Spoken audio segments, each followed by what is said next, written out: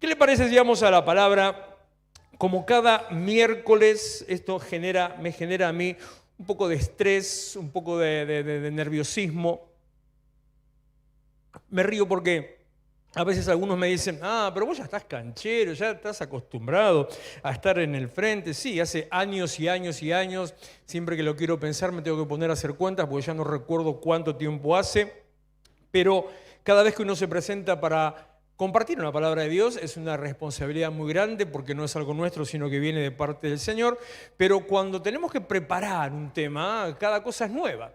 No es simplemente repetir Juan 3:16 o ponerse a hablar de cualquier cosa ya conocida o no sé, o popular, qué sé yo, sino que cada cosa que preparamos o que estamos en estas series de los miércoles desde hace ya como, no sé, 2 años o 3, tal vez ya perdí la cuenta de cuándo arrancamos. Arrancó con síntomas de un corazón no transformado, así que debe estar cumpliendo 3 años aproximadamente. Son enseñanzas a título de un discipulado abierto para todos, para poder compartir algunos principios de la palabra de Dios, en la manera que no lo hacemos en cursos, en clases, pero así podemos ir aprendiendo algunas cosas que tiene Dios para nosotros. Y estamos en la rompiendo maldiciones generacionales. El miércoles pasado terminamos la primera parte, ahora le voy a hacer 3 puntos simplemente recordatorio de lo que fue hasta el miércoles pasado. Empezamos hoy la segunda parte de esta serie de mensajes, Rompiendo Maldiciones Generacionales, que es la puesta en práctica, es ver aquellas situaciones que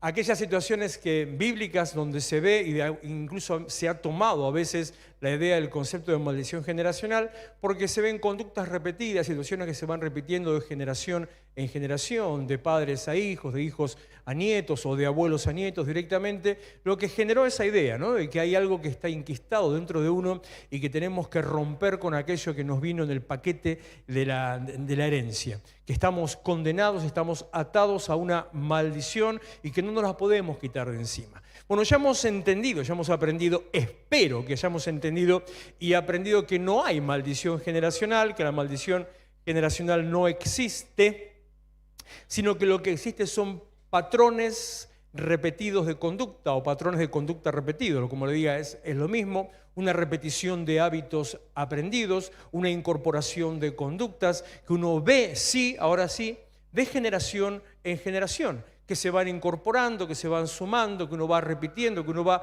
recibiendo y uno va encarando por ese lado.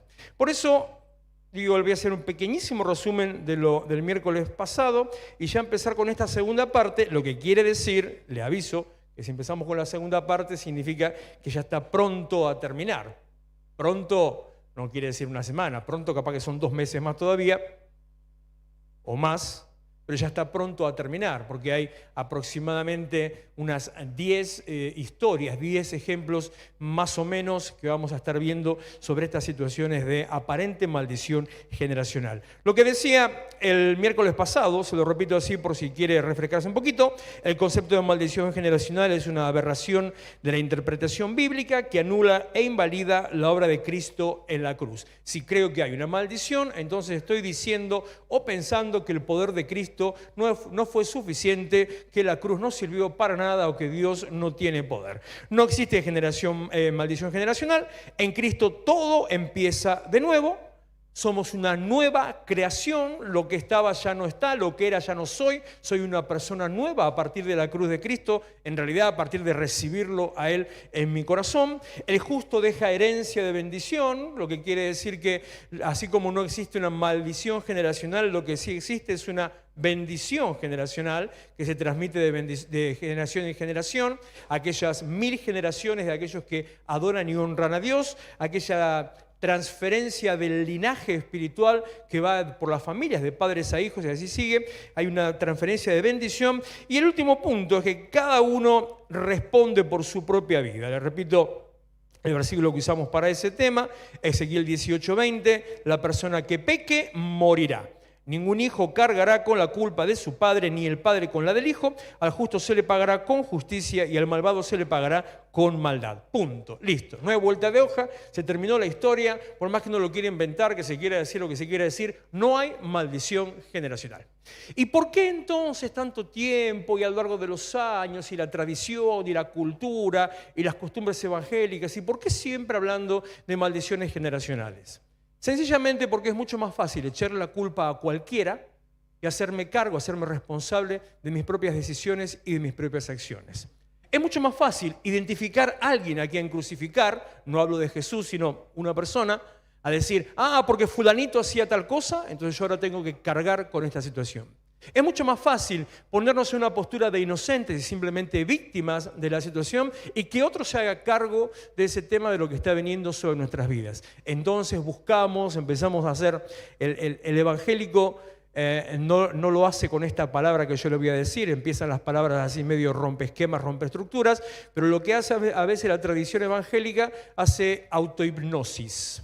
Entonces te dicen que tenés que orar y que al orar que empiece a salir de todo tu pasado y el pasado de tus ancestros y aquellas cosas que vienen de generación en generación, aquellas situaciones, bla, bla, bla. O sea, hacemos autohipnosis, por no decir un poquito más que casi hacemos algo casi ocultista. Pero en definitiva, por más que nos liguemos a eso, no somos responsables de los actos de quienes nos precedieron y tampoco podemos hacer nada con lo que ellos hicieron, sino que somos responsables de lo que nosotros hacemos, de lo que nosotros aceptamos, de lo que nosotros incorporamos y de las cosas que nosotros después dejamos hacia los demás. Esta mañana el devocional hablaba un poquito sobre los pensamientos y las acciones. Había un texto ahí que hablaba sobre que te alejes de la persona insensata.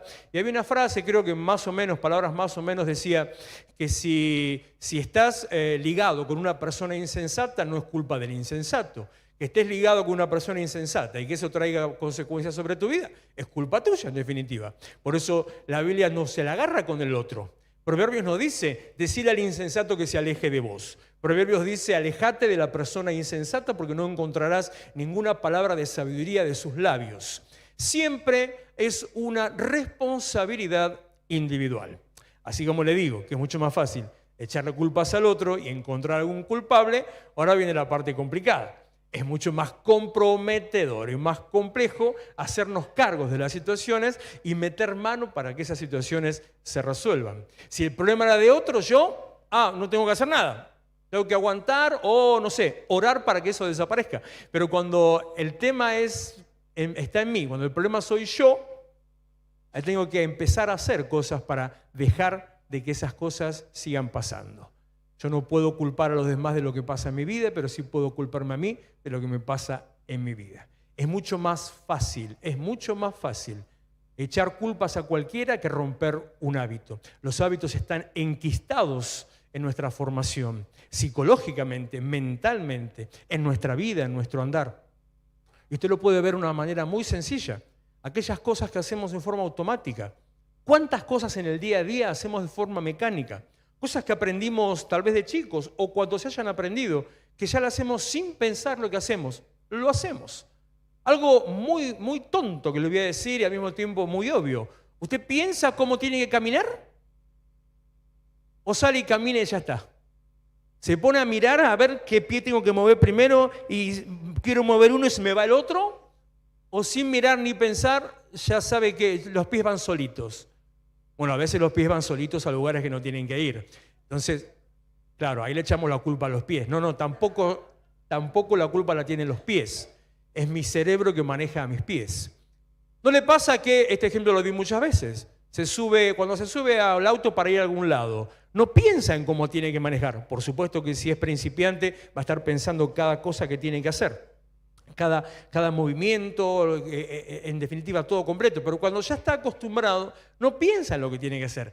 Es más, puede pasar que haga las cosas y no se dio cuenta que las hizo. Y si alguien te pregunta, ¿qué hiciste? No sé, ¿qué hice? A ver, hice tal cosa. Movimientos mecánicos, movimientos automáticos, hábitos adquiridos o aprendidos que están en nosotros que tienen que ver con una trayectoria de vida. Cuando así como ese tipo de hábitos son las cosas mal aprendidas, o las malas acciones, o las malas costumbres, o las malas conductas, funcionan de la misma manera. Se enquistan en nuestro ser y cuesta sacárnoslas de encima. Entonces, ¿qué hacemos? Y bueno, buscamos a ver quién tiene la culpa de esta situación. No existe la maldición generacional, existe la repetición de patrones de conducta y hábitos adquiridos. Y le agrego una que me gustó, una frase. Si fuera un título, estas prédicas no tienen título porque todo es Rompiendo Maldiciones Generacionales, hoy sesión 9. Pero si tuviera un título sería No es maldición o no hay maldición, hay imitación. Ni más ni menos que eso. Juan capítulo 5, versículo 19, Jesús presenta el principio de imitación. O de alienación, iba a decir alienación, eso es otra cosa. O de alineación, que es cuando dos cosas van alineadas en la misma dirección. Principio de imitación, ¿qué quiere decir? Cuando el Señor habla, cuando Jesús dice una palabra, cuando Él escribe algo, cuando Él suelta algo, eso se convierte en un poder espiritual, tiene un poder espiritual, tiene un peso. El mismo Jesús es el que dijo que no tenemos que andar diciendo las cosas por decir. De cada palabra ociosa que ustedes hablen van a tener que dar cuentas el día del juicio. Así que ninguna palabra que salga de la boca de Jesús es una palabra ociosa. ¿Qué es una palabra ociosa? Una palabra dicha porque sí. A esas cosas que nosotros decimos hablar por hablar. Jesús no hablaba por hablar. Y lo que contiene la Biblia, nada de lo que está en la Biblia está por estar. Ninguna cosa escrita en la Biblia está porque sí, ninguna cosa sobra, ninguna cosa simplemente está para rellenar un hueco, sino que todo lo que está escrito en la Biblia por algo está escrito. Algunas cosas las entendemos más, otras las entendemos menos. Algunas cosas son pasajeras, algunas cosas no tienen mucha importancia. Cuando Pablo manda una carta pidiendo que se le traigan la capa que se olvidó en la otra ciudad, no tiene ningún trasfondo espiritual.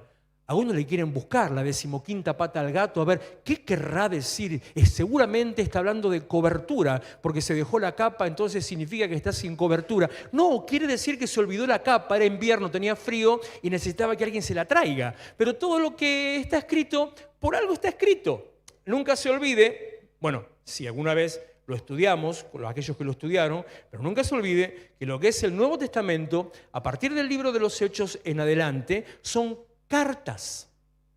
Cartas que una persona le escribe a un grupo de personas. Cartas. Como en la época antigua en que se escribían cartas. Cuando usted iba al correo y mandaba una carta, le ponía la estampilla, la metía en el buzón y llegaba a las 2 semanas o a las 3 semanas. Cartas. Así era, ni más ni menos que eso. Entonces en una carta había un montón de cosas escritas, como lo de la capa que se había olvidado en la otra ciudad. Pero todo lo que la Biblia dice, por algo lo dice. Déjame el versículo puesto, por favor. Juan 5:19, Jesús les dijo, de cierto les digo, el Hijo no puede hacer nada por sí mismo, sino lo que ve que el Padre hace. Repito, el Hijo no puede hacer nada por sí mismo, sino lo que ve que el Padre hace. Y concluye, porque todo lo que el Padre hace, eso mismo lo hace el Hijo. Jesús está hablando de un principio de autoridad. Está hablando de su posición en autoridad. Está diciendo que Él no hace nada por cuestión de Él, sino que todo lo que vino a hacer es lo que el Padre hace y lo que el Padre le manda a hacer. Entonces se presenta en esa postura diciendo, solamente hago lo que veo y lo que vi hacer a mi Padre, nada más. Pero repito, al soltar esta palabra, sienta un principio de imitación. ¿Cuál es el principio de imitación? Repito, el Hijo no puede hacer nada por sí mismo, sino lo que ve que el Padre hace. Porque todo lo que el Padre hace, eso mismo lo hace el Hijo. No hay maldición generacional. Hay repetición de patrones de conducta. No es maldición, es imitación. Hablando en argentino, hablando en castellano, ¿de qué le estoy diciendo? Que sencillamente son cosas que viste en tu casa, que pasaron en tu casa, que te acostumbraste a ver. Podían estar bien, podían estar mal, no importa qué tipo de cosas, te acostumbraste a eso y lo incorporaste en tu vida como un hábito natural. Alguna vez yo conté en mi infancia, no recuerdo exactamente la edad que tendrían, yo era chico, mis abuelos tendrían, calculo yo hoy que tendrían mi edad de ahora, andaban cerca de los 60 o un poco más tal vez. Sí, tal vez un poquito más.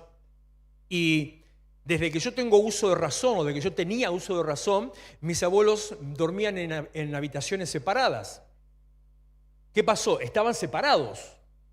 Literalmente era eso. Ellos vivían en la misma casa, estaban separados. No sé cuántos años atrás, no se soportaban uno al otro, literalmente. Lo conté en la reunión de matrimonios, no sé si fue en esta o en la anterior, que la conversación entre ellos podía ser un "¿Ah?". Eso era ya un diálogo, o el que contestaba el otro. Y si había algo importante que le tenía que decir, lo que se escuchaba era ¡eh!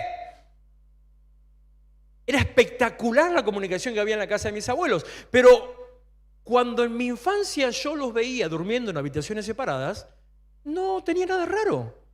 Para mí era lo más normal. Yo no tenía otros abuelos, eran mis abuelos. No había más abuelos a los cuales visitar. Mis abuelos paternos vivían en aquel momento muy lejos, en Santa Fe, entonces una o dos veces habré ido a visitarlos nada más. Yo convivía prácticamente con mis abuelos maternos. Estaba acostumbrado a ver esa actitud, esa costumbre. Para mí era lo más normal. Después de grande me di cuenta que mi abuela dormía en un sofá y no en una cama. Después de grande me di cuenta que la habitación de mi abuela era un living y no un dormitorio.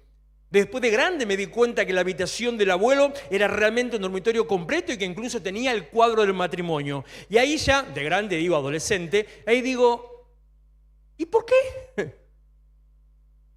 Pero ya habían pasado más de 10 años de esa situación. Lo que ves en tu casa lo incorporás a tu vida, a tus hábitos, a tus costumbres, y hasta que no llega el momento en que decidís desaprender o desprenderte de eso que aprendiste, eso se incorpora en vos. Obviamente esto no hubiera pasado sobre mi vida, pero sí el hecho de decir era algo totalmente normal. Así nos encontramos con la primera historia que quiero presentarles hoy, que es del amigo Abraham. Una conducta hecha hábito. Génesis capítulo 12, versículo 10. Por aquel entonces hubo una gran escasez de alimentos en toda aquella región y Abraham se fue a vivir a Egipto. Egipto era permanentemente, pasaba algo y se iban todos a vivir a Egipto. Durante algún tiempo, pues no había nada de comer en el lugar donde vivía. Cuando ya estaba llegando a Egipto, Abraham le dijo a su esposa Sarai: mira, yo sé bien que tú eres una mujer hermosa y que cuando los egipcios te vean van a decir, esta mujer es la esposa de ese hombre. Entonces, dice Abraham, a mí me matarán y a ti te dejarán con vida para quedarse contigo. Por eso, para que me vaya bien y no me maten, una empatía tremenda tenía Abraham, para que me vaya bien y no me maten por causa tuya, diles por favor que eres mi hermana. Génesis capítulo 12, versículo 14. Y así sucedió cuando Abraham entró en Egipto, los egipcios vieron que su mujer era muy hermosa. También les cuento que ya andaba por los 70 años, Sara. Así que Mirta Legrand un por otro lado de esta.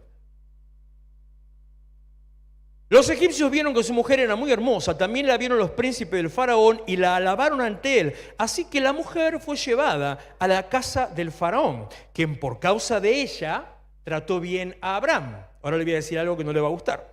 Pues le dio ovejas, vacas, asnos, siervos, criadas, asnos y camellos. Yo le pregunto, usted piense y si se anima me contesta. Si le gustó a los siervos del faraón y a faraón, le gustó la esposa de Abraham, quedaron embelesados de lo bonita que ella era, la fueron a buscar, la invitaron a la casa del faraón, al palacio, la llevaron al palacio y el faraón le da, repito, ovejas, vacas, asnos, siervos, criadas, asnas y camellos. Abraham por Sara, ¿qué fue lo que hizo el faraón?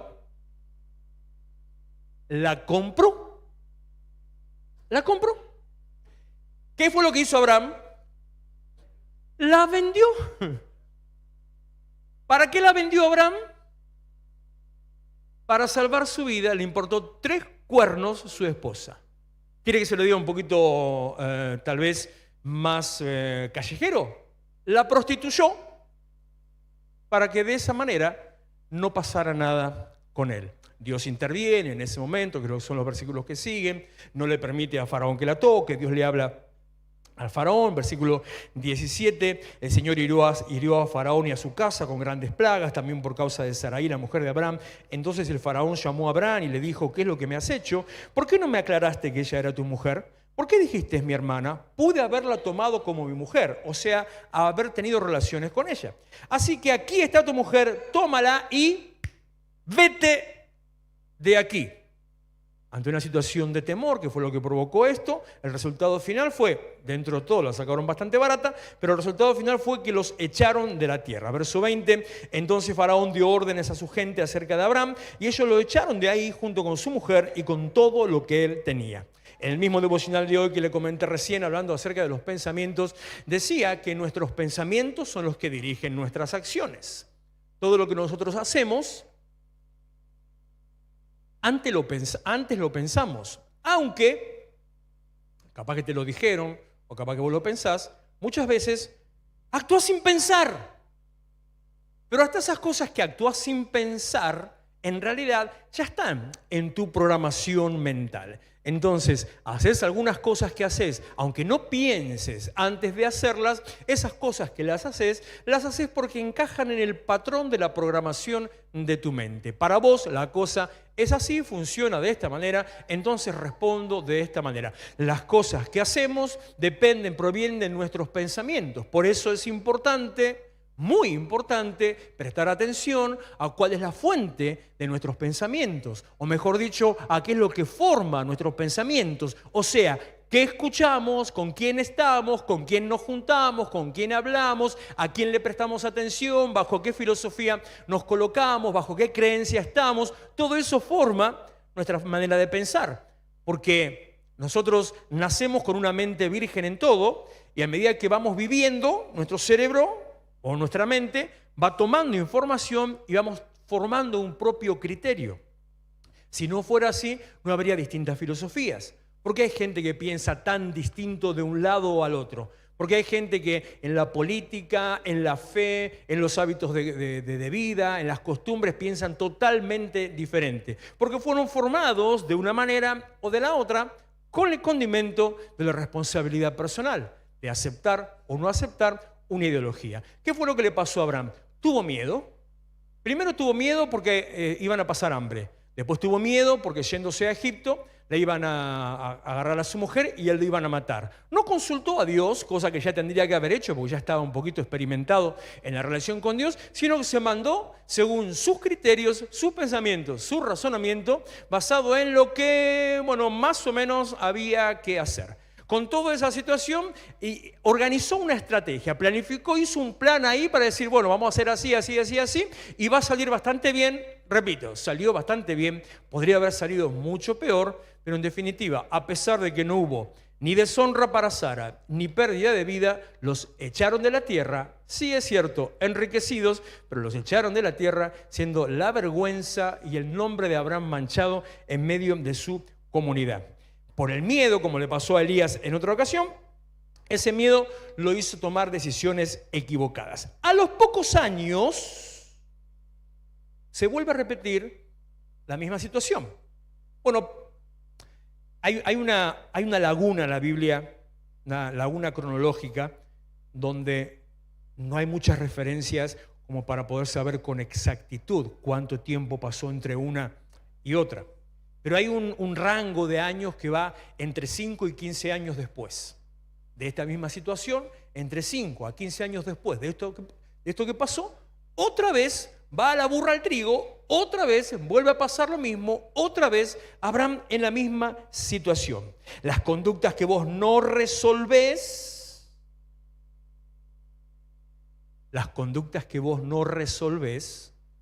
vuelven a aparecer. Las conductas que vos aceptás y permitís se enquistan en tu vida. Las situaciones de tu vida que no resolves con Dios, aunque las quieras esconder en el bolsillo o adentro de un zapato, en algún momento vuelven a aparecer. Si querés dejar algo oculto sin sacarlo a la luz, sin exponerlo ni resolverlo, en algún momento empieza a dar mal olor. En definitiva, como dice el Señor, no hay nada oculto que no sea manifiesto, sino que Dios, de una u otra manera, termina sacando todas las cosas a la luz. Te repito esto, lo que no resolves, y lo repito para que pienses, en vez de autohipnosis, autoanálisis, lo que no resolves vuelve a aparecer. No, el tiempo lo cura todo. No, el tiempo te envejece, nada más. Lo que no resolves vuelve a aparecer. No importa cuánto tiempo. Repito, 5 o 15 años, no sé cuánto habrá sido. Pero puede ser un día o 20 años más. Lo que no resolvés vuelve a aparecer. Génesis capítulo 20. Abraham partió desde allí en dirección a la región del Negev y se quedó a vivir entre Cades y Sur, mientras vivía en Gerar. Abraham decía que Sara, su esposa, era su hermana, otra vez como hace, pongamos en promedio, 10 años atrás. Entonces Abimelec, rey de Gerar, mandó buscar a Sara y la tomó por esposa. Este fue un poquito más que Faraón. Faraón se la llevó al palacio, pagó por ella y Dios le tiró de las orejas y no pasó nada. Este no, este se casó con Sara. Ahora, esta Sara también. Hola. Una cosa es sujeción y otra cosa me parece que cualquier colectivo le venía bien hacer. Le gustaban los reyes. No sé por qué me hace acordar alguna modelo, no digo nada. Fuera, ya, ahí. Y a otro también. Salga de acá. Pensamiento. Dirija sus pensamientos. Entonces, ahí está. La tomó por esposa. Se casó con ella. Déjalo ahí el anterior. Se casó con ella. No sé si hicieron fiesta, no sé si hubo ceremonia, no sé si hubo una semana, qué sé yo. No sé cuál es la costumbre, la Biblia no dice nada, pero lo que dice es que se casó. Pero inmediatamente, ahora sí poneme el 3, inmediatamente que se casó, aquella noche, yo supongo que fue previo a el momento de, mientras estaban las luces ahí a media luz, estaban las flores arriba de la cama, Dios le habla a Abimelec. Le dice, ¿qué onda? ¿Hola? Viejo, no, te estás mandando mal. Estás entrando en terreno que no te pertenece. Pero sí, no. Apareció Abimelec en sueños y le dijo, puedes darte por muerto a causa de la mujer que has tomado, porque ella es casada. ¿Cómo fue que Abimelec se casó con una mujer casada? ¿Quién fue que le metió perro por liebre? Sara no dijo nada, pero Abraham le mintió. Volvió a repetir la misma secuencia, el mismo patrón de comportamiento. Antes le había ido más o menos bien, entonces ahora volvió a probar de la misma manera, a ver si le volvía a ir también más o menos bien. Las conductas que no resolvés se vuelven a repetir. Las conductas aprendidas en los primeros años se arraigan en tu interior. Cuando llegamos a Cristo somos una nueva criatura, pero tu espíritu es renovado, tu espíritu es restaurado, tu espíritu... Para no hacer cuestiones teológicas, por si alguno piensa una cosa u otra, me da igual. Entonces, algunos piensan que el espíritu está muerto y Cristo lo resucita. Otros piensan que el espíritu está dormido y Cristo lo despierta. Otros piensan que no tenés espíritu y Cristo te lo siembra. La que venga, no interesa. Ahora tenés un espíritu que te hace nuevo. Pero tu carne, tu mente, tu cuerpo, tu manera de pensar, tus costumbres, tu experiencia, tu trayectoria, las cosas que hiciste o las que no hiciste, todo eso sigue estando en tu programación. Por eso, aunque vos sos una nueva persona, una nueva criatura, seguís estando dentro de la misma funda, seguís estando en el mismo gabinete, seguís teniendo las mismas cosas a tu alrededor que te tiran para volver a hacer lo mismo. Lo que no resolvés vuelve a aparecer. Las situaciones que no arreglas con Dios nuevamente se levantan para que vuelvas a tomar el mismo camino. Y así fue, ni más ni menos, como le pasó con la vida de Abraham. Las conductas que no resolvés vuelven a aparecer. Abraham sintió el mismo miedo, entonces usó la misma estrategia. Y la estrategia era decir que ella era su hermana. Fíjense un dato adicional. Lo que le dije recién. Faraón la lleva al palacio. Abimelec la toma por esposa. Cuando vos no resolvés, no solo que eso se vuelve a presentar, sino que aumenta en intensidad. Le dijo Jesús a esa mujer sorprendida en adulterio, cuando estaba ahí, todos la querían matar, cuando él no la condenó, cuando le dice, ni yo te condeno, le dice, vete y no peques más. ¿Para qué? No lo puse el versículo, así que ni me acuerdo cuál es. Si lo busca, me lo pone, chico, por favor. Para que no te venga ninguna cosa peor. Lo que no resolvés, lo que dejas escondido, vuelve a aparecer, aumenta en intensidad. Gracias. No, y la otra parte, buscame otra versión si no, que dice que no te vuelva una cosa peor. O palabras más o menos esas. También le dijo en la parábola de ese hombre que lo fueron a barrer la casa y que la casa estaba adornada y estaba bien prolija y estaba vacía y qué sé yo. Entonces el Espíritu dice, en mis palabras, el Espíritu sale, recorre la tierra y vuelve y encuentra que la casa estaba ahora hasta 10 puntos, antes era un desorden, ahora está arregladita. Entonces, ¿qué hace el Espíritu? Se busca 7 espíritus más y vienen adentro de la casa que ahora está ordenada y vacía. Lo que no resolvés vuelve a aparecer, y lo que vuelve a aparecer vuelve con mayor intensidad. Después de eso, voy a saltear esta parte por acá y vamos para acá. Primer punto que le quiero mencionar antes de ir ya terminando esta parte. El patrón no fue corregido a tiempo. Cuando salió de Egipto, Abraham siguió caminando, lo repito, entre 5 y 15 años, siguió caminando bastante tiempo. Pero eso lo dejó ahí arrinconado, lo dejó en un huequito. Él pensó que ya no hacía falta, pensó que ya no tenía que ser sanado. Sin embargo, volvió a aparecer. Lo segundo que pasó con Abraham es que las medias verdades terminan siendo una mentira completa. ¿Pero cómo? ¿No me dijiste que era tu hermana? Sí, es mi hermana. Lo que pasa es que es media hermana. Es hermana de, no me acuerdo si de madre o de padre, como la historia, pero una cosa así. Pero también es mi esposa. Las medias mentiras o las mentiras a medias terminan siendo una verdad completa. Cuando repetimos situaciones que son patrones de mal comportamiento, cuando repetimos situaciones que en un momento se hicieron por temor, para zafar de una situación y creamos un engaño, estamos sembrando una actitud equivocada. Cuando repetimos patrones de una conducta equivocada, estamos sembrando una conducta equivocada. Cuando repetimos patrones de una conducta equivocada, estamos creando un patrón equivocado. De tal manera que después se transmite como si fuera una actitud generacional o heredada. Tercer punto, Dios bendijo a Abraham, salió lleno de plata, riquezas a 4 manos. Algunos pueden decir, y bueno, pero mira, no fue tan mala la cosa, porque en definitiva, a pesar de todo eso, salió enriquecido.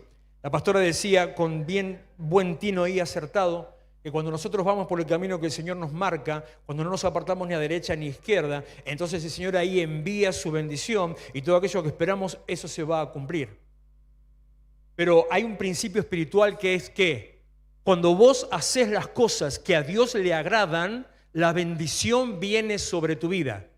Pero que la bendición venga sobre tu vida no significa que Dios se agrade. Repito, por si no me lo entiende. Cuando usted hace las cosas que a Dios le agrada, la bendición viene sobre su vida. Pero que la bendición venga sobre su vida no quiere decir que a Dios le agrade. La bendición, un error que hubo mucho tiempo, más que nada con el Evangelio de la Prosperidad, la bendición no es sinónimo de aprobación. La bendición no es sinónimo de Dios, de que Dios se agrade. La bendición junto con el don, junto con la unción, no es sinónimo de santidad. Si usted vive de la manera que a Dios le agrada, Dios bendice y envía. Pero que Dios bendiga y envíe no quiere decir que usted viva de la manera que a Dios le agrada. ¿Me entiende el círculo? Porque Dios se agradó ¿de quién? Se agradó del faraón que no hizo lo que estaba por hacer cuando él le habló. Pero no se agradó de Abraham y bueno, de Sara, con Sara no hizo nada. A Sara la cubrió, la defendió, pero lo sacó bendecido. ¿Por qué Dios bendice a pesar de? Porque Dios bendice el propio pacto que él había hecho consigo mismo. Génesis capítulo 12, versículo 1. El Señor dijo a Abraham, deja tu tierra, tus parientes, la casa de tu padre y ve a la tierra que te mostraré. Haré de ti una nación grande y te bendeciré. Haré famoso tu nombre y serás una bendición. Bendeciré a los que te bendigan, maldeciré a los que te maldigan.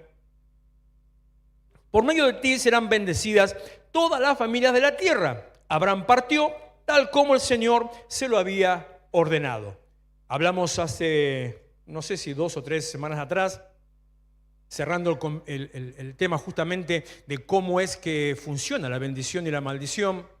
que todo lo que hace la diferencia entre la bendición y la maldición es nuestra acción, nuestra decisión, nuestra posición, que entre ellos está la decisión de seguir a Dios, de cumplir los mandamientos, de amar a Dios, de hacer las cosas que a Dios le agrade. Perfecto, lo mismo que le estoy diciendo ahora.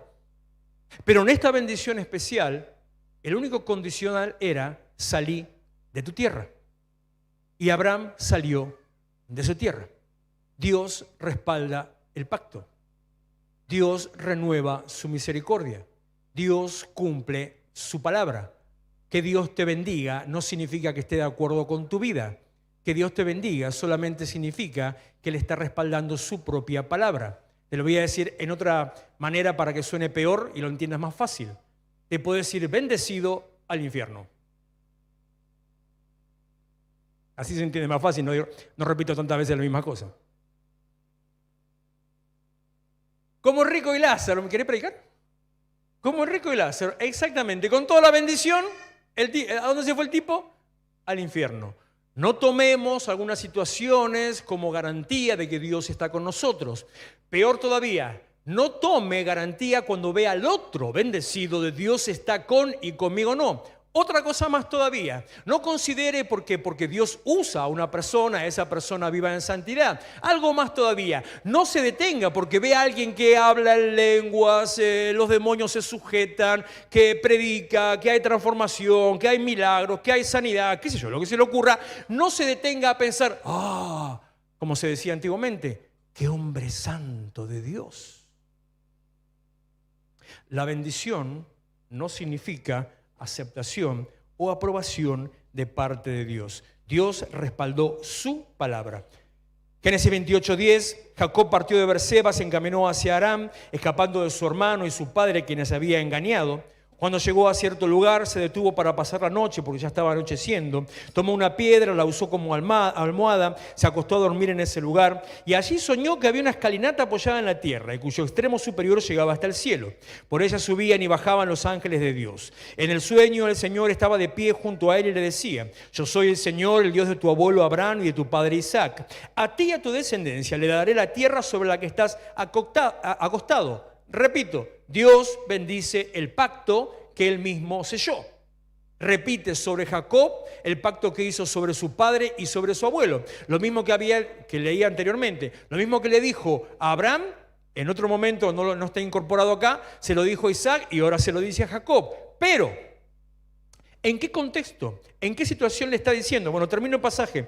Tu descendencia será tan numerosa como el polvo de la tierra, te extenderás de norte a sur, de oriente a occidente, y todas las familias de la tierra serán benditas por medio de ti y de tu descendencia. Yo estoy contigo, te protegeré por donde quiera que vayas, te traeré de vuelta a esta tierra, no te abandonaré hasta cumplir con todo lo que te he prometido. Recontra bendición de Dios a Jacob. Yo quiero esa bendición. No te voy a dejar hasta que no haga con vos todo lo que he prometido. Del 4 al 8 de junio, cumplimiento de promesas.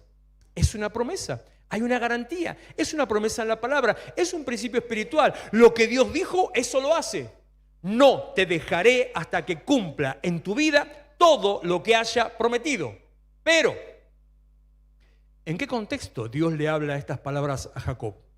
Empieza el pasaje que yo le leí diciendo: cuando salió de su tierra yéndose hacia Harán, se estaba escapando de su hermano Saúl, a quien había embaucado con la cuestión de, bueno, primero la de la primogenitura, pero después cuando se hizo pasar por él para la bendición del padre, se estaba escapando del propio Isaac, de su padre, a quien había engañado, que no en una ocasión, por lo menos en 3 veces, sino 4, delante del padre. El padre le decía: pero ¿estás seguro que vos sos Esaú? Ay, sí, papá, soy yo, Esaú. Y era Jacob. Le dice en un momento: ¿y cómo viniste tan rápido? Porque lo mandó a preparar un cabrito y todo eso. ¿Cómo hiciste tan rápido? Ay, tu Dios me ayudó. Tránfuga, mentiroso, embaucador, engañador, estratega. Parece un político argentino el tipo. En toda esa secuencia, él va haciendo cosas una tras otra para querer convencer al padre. Llega el momento final, el último momento, el final, que Isaac, de tonto, no tenía un pelo, estaba ciego y aún así se lo pasaron por encima. Entonces dice: bueno, ven, hijo mío, que te bendigo, y lo hace poner encima de él para abrazarlo y orar, y cuando lo abraza lo huele. Bien como hacen los perros con las crías, ¿eh? Bueno, era otra época. Yo supongo que, no había ni jabón Dove, ni Plusbel, ni Axe, ni ninguna otra cosa. Supongo que a cada persona también se le identificaría por su olor. En serio le digo, que cada uno tendría su olor específico y a distancia ya, ¡ay, viene el hijo! ¿Cómo sabes? Ahí viene el nene, te digo ya. Es el nene. Entonces lo huele. Y como el otro, la madre, siempre hay una mami, como la mami le puso la ropa del hermano mayor, entonces el padre huele la ropa del hermano mayor. Y al oler dice, parece Jacob, pero tu olor es el de Esaú. Entonces empieza, le da la bendición. Después de eso termina, llega Esaú, se armó la gran San Quintín y salió rajando. ¿En qué contexto Dios bendice a Jacob? Cuando se está escapando, huyendo de haber engañado a su padre y a su hermano. Un tránsfuga atorrante y Dios lo bendice. La bendición no significa aprobación. La bendición solamente significa que Dios tiene un plan, que Dios sigue una estructura y que Dios respalda su palabra y su pacto. La bendición solamente dice que Dios está usando en este momento la vida de Jacob, así como la vida de Isaac, porque eran funcionales a su plan. Y en algún momento ellos iban a pagar por sus consecuencias. Pero era necesario que salgan de esa tierra, incluso que fueran bendecidos. Cuarto punto y termino.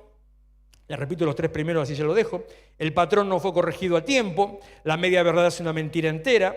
Dios bendice a Abraham, pero no aprueba su proceder. Cuarto, las conductas que no se rinden a Dios generan ciclos de repetición. Oreja. El comportamiento de Abraham no fue un acto aislado. El comportamiento de Abraham fue algo pensado, fue algo meditado, fue algo comparado y razonado. Como cuando vos decís, en tal momento hice tal cosa, me fue bien, voy a volver a hacer lo mismo. No estás preparando una comida, decís, aquel día le puse tal cosa, me salió bien, le voy a volver a poner lo mismo. A veces no te sale igual, pero intentás hacer lo mismo. Cuando estás haciendo algún arreglo, decís, en tal momento me sirvió de esta manera, vuelvo a hacer lo mismo. Abraham pensó, intentó, planificó hacer lo mismo. Pero repito, cuando vos repetís situaciones de conducta incorrecta, empezás a crear un patrón de conducta incorrecta. De tal manera que se convierte en una transferencia generacional por herencia, como si fuera que, es el segundo punto que no voy a, el segundo título digo que no voy a tratar hoy, que dice la maldición, el hábito no se hereda, pero se hereda. Que es que las cosas no son hereditarias, las costumbres no son hereditarias, pero sin embargo se repiten igual. ¿No le pasó a usted nunca ver que un hijo tiene los mismos gestos del padre, aunque no lo haya conocido? ¿De dónde lo sacó? ¿Por qué camina igual? ¿Por qué se sonríe de la misma manera? Y no le hablo sin una cuestión de repetición, sino en aquellos casos en que no lo conoció. Entonces, cuando se repiten los patrones de conducta, se crea un nuevo patrón de conducta de una decisión equivocada. Y a partir de ahí se genera un ciclo que es el perfil del comportamiento de la persona. Un perfil que después se transmitió en la casa a la siguiente generación. Porque ¿sabe cómo sigue la historia? Que esto ya no es para hoy. La historia sigue en que Isaac, el hijo de Abraham, vuelve a repetir exactamente el mismo patrón, la misma situación. Pasaron muchos años, pasaron como 30, 40 años más. Hubo una vez un momento donde otra vez había hambre en la tierra. Entonces, ¿qué hace Isaac? Dice, necesitamos ir a un lugar donde conseguir comida. Entonces mira de nuevo para Gerar. ¿Dónde fue Gerar? Donde fue el segundo caso de Abraham, de Abraham con Abimelech. Entonces se va con su mujer Rebeca, de la que él estaba perdidamente enamorado, porque laburó 20 años, se va con Rebeca y toda la tribu hacia Gerar. Y cuando antes de entrar a Gerar le dice, Rebe, escúchame una cosa, tenemos un tema, vos estás re buena. Abimelech me va a querer matar para quedarse con vos. Así que, ¿cómo hizo papá? ¿O como hizo mamá? Decí que sos mi hermana. Total, ¿qué sabe? Ni se va a enterar. Entonces la Rebe entró a Gerar. Abimelech la vio y dijo, ¿quién es esta bella dama? Soy la hermana de Isaac. Al menos la madre de Isaac, Sarai, era medio hermana de Abraham. Esta nada que ver. Era prima segunda de Isaac. Era la hija o prima directa. No, prima directa. Era la prima de Isaac. Nada que ver con media hermana. Sin embargo, ¿quién es esta bella mujer? Soy la hermana de Isaac. Y cuando está por tomarla por mujer, Abimelech la vio que andaba ahí a los arrumacos, a los besos, detrás de una ventana con Isaac, y dijo, pará el cachito, ¿qué te anda con la hermana? ¿Qué es esto? Y los echó de la tierra. Cuando vos tenés una conducta repetida, cuando avanzás en repetir la conducta, cuando no resolvés las situaciones delante de Dios, cuando las situaciones vuelven a aparecer, se transfiere, porque hay un patrón de comportamiento en tu vida que se transfiere de generación en generación. Termino con esto. El comportamiento de Abraham no fue un acto aislado. La repetición muestra que Abraham nunca resolvió ese temor de raíz. Isaac lo hereda no por una maldición, sino por un patrón de conducta repetido que se había hecho un hábito. Juan 5:19. Entonces Jesús les dijo, de cierto les digo, el Hijo no puede hacer nada por sí mismo, sino lo que ve que hace el Padre. Porque todo lo que el Padre hace, eso mismo lo hace el Hijo. Lo que no tratás en tu corazón se convierte en un ciclo de debilidad y de pecado. Lo que no resolvés delante de Dios se convierte en una espada que afecta a tu generación. En este momento me estoy poniendo del otro lado de la historia de lo que venimos hablando hasta ahora. La semana que viene voy a ir otra vez para el otro lado a ponerme al Hijo en relación al Padre. Pero ahora me estoy hablando de este lado y hablándote a vos como padre, ya no como hijo. Todo lo que hagas, tus acciones, tus hechos, tus actitudes, aquellas cosas que no resuelvas, las cosas que dejes guardadas, las que dejes escondidas, se convierten en un patrón de conducta, en una espada, en una debilidad cíclica o en un ciclo de debilidad o pecado que afecta a la siguiente generación. ¿Y cómo se hace para salir de esta maldición generacional? No es una maldición. Es un patrón de conducta repetido. Es un hábito adquirido. No es una maldición. Es imitación. Y entonces, dice Efesios 4:22, NBI, Efesios 4:22.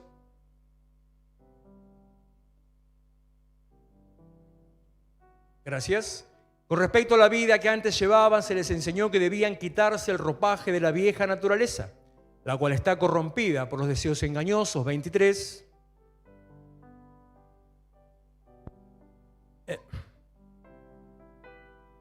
Faltó algo ahí.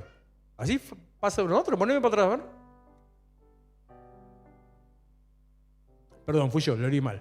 Se les enseñó que debían quitarse el ropaje de la vieja naturaleza, la cual está corrompida por los deseos engañosos, 23 y 24, ser renovados en la actitud de su mente, 24 me equivoqué yo, y ponerse el ropaje de la nueva naturaleza, creada a imagen de Dios en verdadera justicia y santidad. ¿Cómo se rompe la supuesta maldición generacional?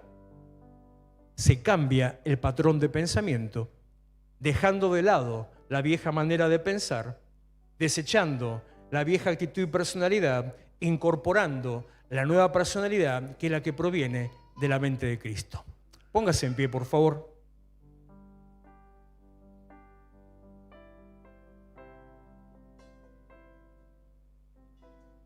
En esta noche empezamos a romper patrones de conducta. Este año el Señor nos habló de nuevas etapas, nos habló de procesos terminados, de ciclos que terminan. Este año el Señor nos está empujando, enviando a una nueva posición, a un nuevo lugar, Miro la alfombra que se está arruinando y digo que se reviente toda, digo. Pero digo, no, hay que cuidar la casa del Señor. Digo, no la voy a arreglar. Se está levantando, se está despegando, acá también se está ensuciando como nunca pasó tanto. Nos estamos yendo, el mismo lugar nos está echando, pero no tenemos dónde. No tenemos dónde. Estamos orando, estemos orando. Del mismo modo estamos sembrando para eso, para poder incrementar lo que tenemos, para poder ir incluso a un lugar propio en la manera que Dios quiera. Vamos hacia un lugar nuevo, ahora espiritual. Nos está llevando a una posición espiritual. Cortamos el ciclo anterior, cortamos las costumbres anteriores, cortamos la vida vieja. Tenemos que guardar a la siguiente generación para poder subir a la nueva posición, para que entrando en la nueva posición ya no estemos con los vicios de la vida vieja y del anterior lugar. Por eso es necesario romper los patrones de comportamiento adquiridos, los hábitos aprendidos.